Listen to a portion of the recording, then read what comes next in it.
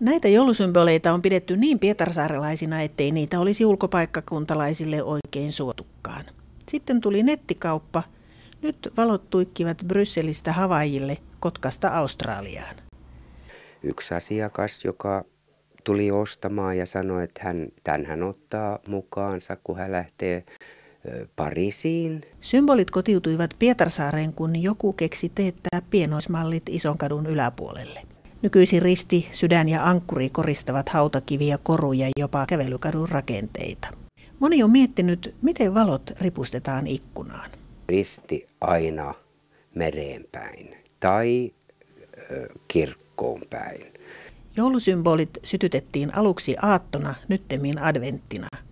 Vain sota, energiakriisi ja kovat tuulet ovat onnistuneet ne sammuttamaan. Kim Vennalle joulusymboleista on tullut elinkeino. Se nyt on aika keskeinen, että mä yritän tällä pärjätä.